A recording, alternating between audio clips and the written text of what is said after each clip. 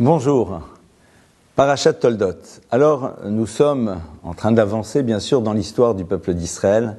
Nous avons ici donc l'apparition de deux personnages fondamentaux dans l'histoire de l'humanité. Nous avons d'un côté Isaac, de l'autre côté Esav, ces deux frères qui vont s'affronter.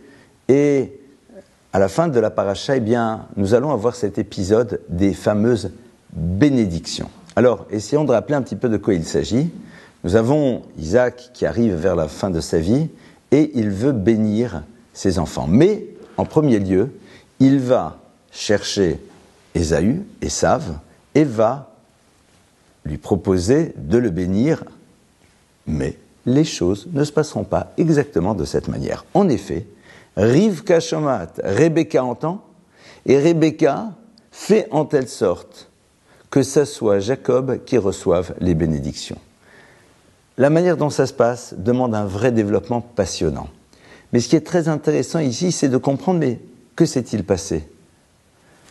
Isaac, pourquoi décide-t-il de donner à Ésaü et a priori pas à Jacob ? Yaakov, son fils, a besoin aussi de bénédictions. Nous sommes ici dans une problématique très profonde. Yitzhak est un être d'une spiritualité immense. Il sait que Yaakov, son fils, est quelqu'un qui s'engage dans cette voie.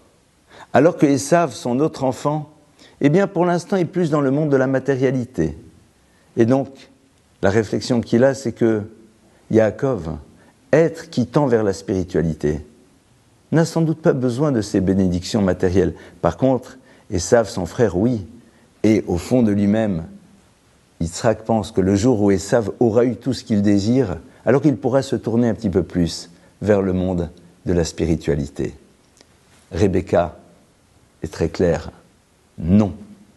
Le fait d'être dans une dynamique, dans un mouvement spirituel, ce n'est pas cela qui doit nous faire oublier que nous sommes dans un monde matériel. Au contraire, la force du spirituel, c'est d'élever le matériel. C'est d'en faire le vecteur à des réalisations. Ici, Rivka a cette vision qui va être présente dans l'histoire du peuple juif. On ne va pas être dans le déni du matériel, loin s'en faut. On va lui donner la place qu'il doit avoir, mais il va être bien présent à l'intérieur de notre existence.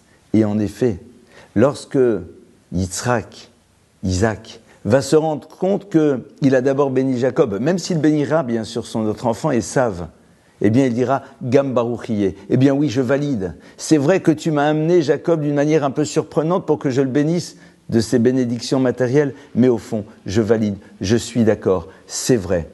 Ce que tu as mis en place a sa raison d'être. Nous avons ici une leçon formidable.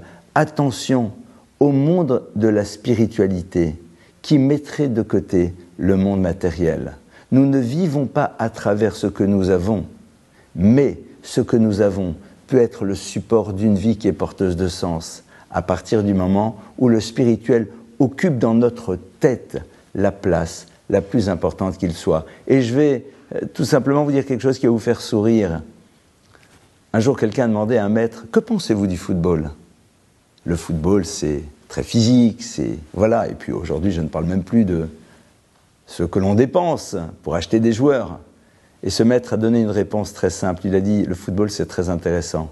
Et c'est une bonne chose, tant que la balle reste au pied et ne pénètre pas à l'intérieur de la tête. C'est exactement de cela dont il s'agit. Être capable de donner aux choses la place qu'elles doivent avoir, mais ne pas être surtout dans le déni de la réalité du monde dans lequel nous nous trouvons. Shabbat Shalom.